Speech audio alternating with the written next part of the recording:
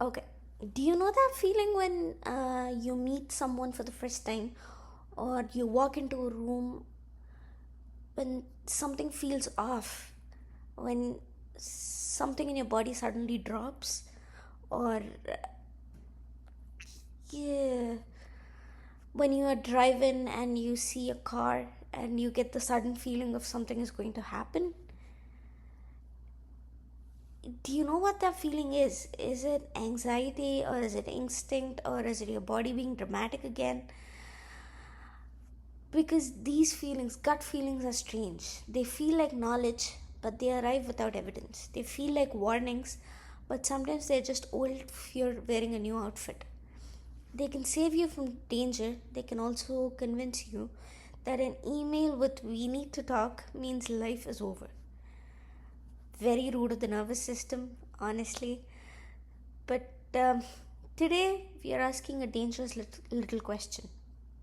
When your gut says trust me, should you? Well, let's start with the creepy part. Your conscious mind is not watching everything. It feels like you're in charge, it feels like you're seeing the whole scene, but most of what your brain does never become a thought. Your brain is constantly reading faces, tone, timing, posture, smell, lighting, rhythm, distance, silence, and tiny changes in behavior. It is not waiting for you to take notes. It's not making a PowerPoint. It is just scanning. Fast, quiet, messy. Then sometimes after a collection of thousand tiny clues, it sends you one simple message. Not a report, not a spreadsheet, a feeling. That feeling might land in your chest. It might land in your stomach. It might show up as tight shoulders, sweaty palms, nausea, a sudden calm, or a strange pull towards one choice. That is why we call it gut feeling. Not because your stomach has a crystal ball, because your body is part of the thinking. Your brain is not a lonely little CEO sitting in your skull, it is in constant conversation with the rest of you. Your heart sends signals, your lungs send signals, your gut sends signals, your muscles send signals. Your body is always telling the brain, here is the condition of the human we are currently driving. There is a name for sensing these internal body signals: introspection. It is like hidden sense. Sight tells you what is outside, hearing tells you what is around. Introspection tells you what is happening inside: hunger, fullness, heartbeat, breathing, tension, nausea, heat, cold. A body that feels safe, a body that feels hunted. Most of the time, you do not notice the signals. If you noticed every heartbeat, every stomach movement, every blood pressure shift, you would never finish a text message. Your brain filters the noise. But when something matters, the signal rises. Suddenly, your stomach tightens. Suddenly, your throat closes. Suddenly, the room feels too small. Your body raised its hand, and sometimes annoyingly, it refuses to put the hand down. Here is where gut feeling becomes interesting. Your body may react before your conscious mind understands why.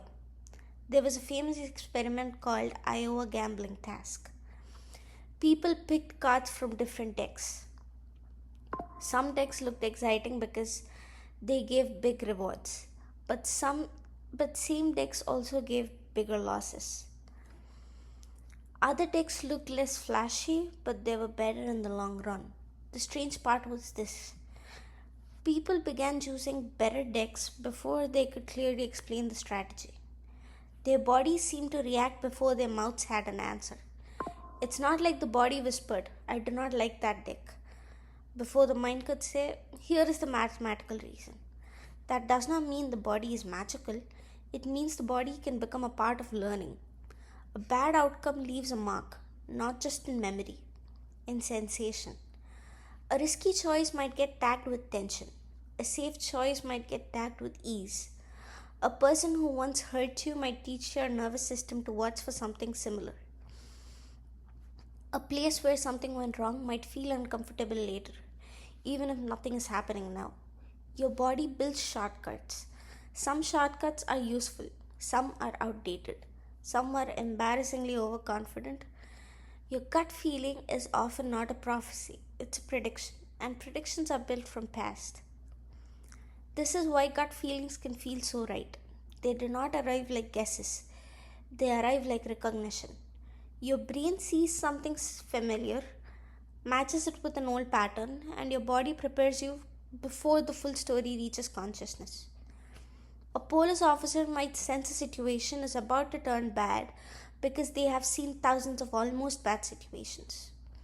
A doctor might feel uneasy about a patient before every lab result is back because subtle clues are stacking up. A parent might hear one tiny sound from another room and know, with ancient certainty, that a child is doing something expensive.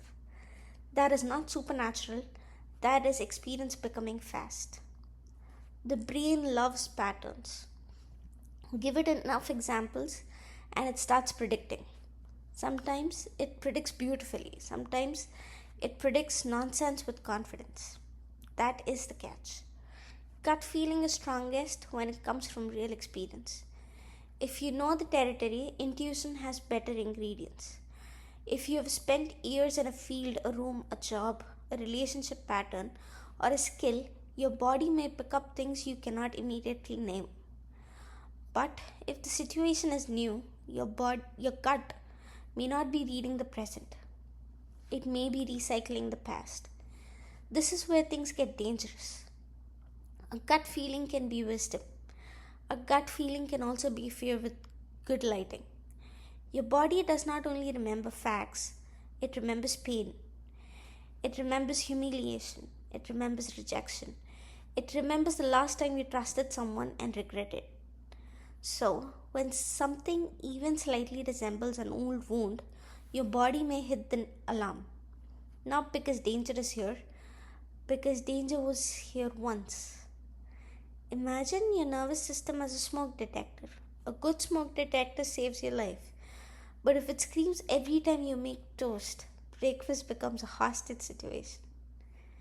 Your gut can work like that. Sometimes it says, leave, this is not safe. Sometimes you have to listen. Sometimes it says, everyone secretly hates you because someone took 4 minutes to reply. Maybe investigate before moving countries. The body is powerful. The body is not always precise. And that is where the myth begins. People say, your gut never lies. That sounds comforting. It is also not true. Your gut can lie. Your gut can guess. Your gut can exaggerate. Your gut can confuse excitement with fear. It can also confuse peace with boredom. Also with unfamiliar and wrong. Your gut can confuse familiar chaos with love. That last one is rude but important. Sometimes what feels right is only what feels known.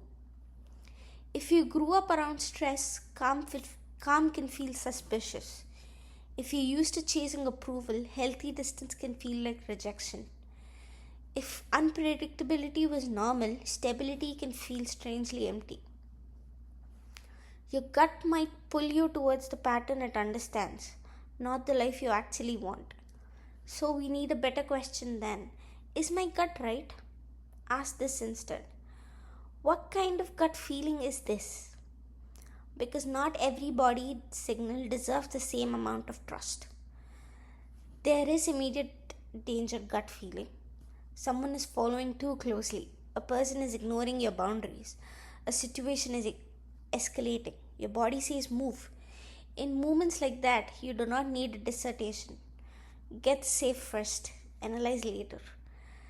Then there is the expert gut feeling. You have experience. You have seen these patterns before. Something about the timing, tone, numbers, posture, silence, or setup does not fit. That feeling deserves attention, not blind obedience, attention. Then there is anxious gut feeling. It arrives loud, it arrives often, it demands certainty, it treats discomfort as evidence. It says, what if this goes wrong? And then acts like asking question proves the answer. That feeling may be real as a sensation, but it may not be accurate as information. And then there is the desired gut feeling. This one is tricky. It feels warm, it feels exciting, it says do it. Sometimes it's courage, sometimes it's impulse, wearing sunglasses. The body can warn you, the body can also want things that are terrible at a long term planning. That is why trust your gut is too simple. A better rule is this: treat your gut feeling like a witness, not a judge. A witness can know something important, a witness can also understand what they saw. So ask your body to testify. What exactly feels wrong? Is it the person, the place, the timing, the pressure, the silence, the speed, or the fact that you feel unable to say no? Or is it that you're being rushed? Or is it the body is relaxed only when you imagine leaving? The last one matters. Sometimes the clearest gut feeling is not fear, it's relief. You imagine canceling the plan and your whole body exhales. You imagine saying no and your jaw unclenches. You imagine choosing the quieter life and your shoulders drop like they have been waiting for permission.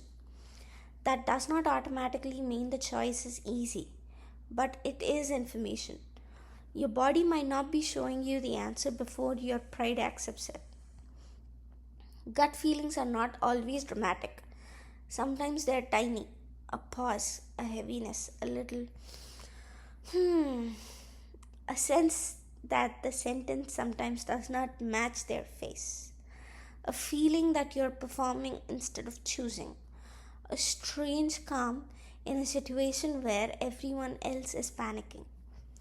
Intuition is not always fear. Sometimes intuition sounds like, I know this is hard, but I'm not confused. The kind of calm is easy to miss because we expect truth to arrive loudly. But sometimes the real signal is the one that does not beg. Now let's talk about the actual gut, because the phrase is not completely random. Your gut and your brain are connected through several communication routes. One major route is the vagus nerve, a long nerve that helps carry information between the brain and the organs, including the gut. Your digestive system also has its own huge network of neurons, often called the nervous system. That does not mean your stomach is secretly writing philosophy, but it does mean the gut is not just a food tube with ambition. It senses, it reacts, it communicates. It is involved in stress, appetite, nausea, comfort, disgust, and the physical flavor of emotion. Think of anxiety. It does not stay politely in your thoughts, it moves into the stomach. Think of dread. It has weight. Think of grief. It can sit in the chest. Think of attraction. It can turn the body into a poorly supervised fireworks show. Emotion is embodied. That is why I have a bad feeling can feel more convincing than I have a bad thought. A thought can be argued with. A body sensation feels like evidence. The stomach drops and suddenly the universe seems to have spoken. But the universe may not have spoken. Your nervous system may have made a prediction. This is where the story gets almost unfair. The body can give you a feeling first, then the mind invents a reason after. You feel uneasy around someone, then your body starts searching. Was it their shoes, their laugh, their message punctuation, the way they said interesting? Your mind wants a clear explanation because mystery is uncomfortable, so it builds one. Sometimes it finds a real clue, sometimes it just grabs the nearest objects and says, this must be it.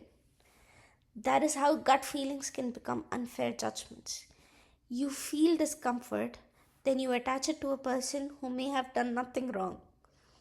Maybe they remind you of someone, maybe you're tired, maybe you skipped lunch, maybe the room is too hot, maybe your body is reading your own stress and blaming the nearest face. That is why gut feelings need humility, not dismissal, humility. The goal is not become a robot. The goal is to become a better listener. You can say my body is reacting without saying my body is definitely correct. That one sentence can save you from many unnecessary disasters.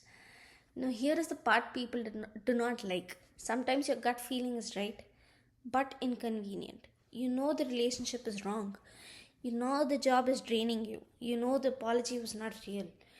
You know the room changed when that person entered. You know the opportunity looks shiny but smells like a trap. You know you're saying yes because saying no would create a scene. Your body catches the truth. Your mind hires a lawyer. The mind says, maybe I'm overthinking. Your body says, no, you're under listening. The mind says they probably did not mean it. The body says, then why did you feel smaller after they spoke? The mind says, is it not that bad? The body says, why are you rehearsing escape plans in the shower? A gut feeling can be part of you that is not impressed by excuses. This is why it feels powerful. It bypasses the speechwriter. But again, power is not perfection. The same system that spots danger can also panic over a harmless text. So, how do you use gut feeling well? You slow it down, not forever, just long enough to separate signal from noise. Ask 3 questions. First, is this an immediate safety issue? If yes, act. Your nervous system exists for a reason. Second, do I have real experience with this pattern? If yes, respect the feeling. You may be recognizing something faster than you can explain. Third, am I emotionally flooded? If you're exhausted, hungry, ashamed, anxious, lonely, or desperate, your gut may be louder than usual. Not useless, louder. And loud is not the same thing as wise. This is why sleeping on a decision sometimes changes everything. Not because sleep deletes the future truth, because a calmer body gives the brain better data. There is another test. Ask the gut feeling what it wants you to do. A useful gut feeling often points towards a specific action. Leave or pause. Ask one more question. Check the numbers. Do not sign yet. Call someone. Look again. An anxious spiral usually demands impossible certainty. What if? What if? What if? What if? It does not give you a setup. It gives you a fog machine. A real signal narrows attention. Anxiety multiplies tabs. A real signal may feel firm. Anxiety often feels frantic. A real signal can survive being questioned. Anxiety screams louder when questioned. Not always, but often enough to notice. And here is one of the strangest things your gut feeling can improve. Intuition is not just something mystical people are born with while standing near candles. It can be trained. You can train it by paying attention to its outcomes. When did your gut help? When did it mislead you? What did the right feeling feel like? What did the wrong feeling feel like? Were you calm? Were you triggered? Were you experienced? Were you guessing? Did the feeling ask for safety or did it ask for control? This is how intuition becomes less like superstition and more like pattern literacy. Over time, you may notice your body has different languages. Fear has one texture, recognition has another, avoidance has another, desire has another, peace has another, a trauma echo has another. The hard part is that nobody can fully translate your body for you. Someone can explain the science, someone can give you questions, but you still have to learn your own internal accent. Maybe a bad idea feeling starts behind your ribs. Maybe I need rest feeling shows up as irritation. That is why gut feeling is so intimate. It's not just biology, it's biography. Your past life is in your prediction. Your body remembers the weather of old rooms. Your nervous system keeps receipts you never asked it to file. Some are outdated, some need to be shredded, but all of them are trying in some clumsy way to protect you. So, can you trust your gut? Sometimes, but not like a king. Trust it like smoke alarms, a witness, a weather report, a friend who loves you but occasionally panics. Listen to it, Question it, respect it, do not worship it. Because the gut feeling is not the final answer. It is the beginning of an investigation, and maybe that is why it feels so mysterious. A gut feeling says, look closer. Maybe your body does not know the future, maybe it knows the past faster than you do.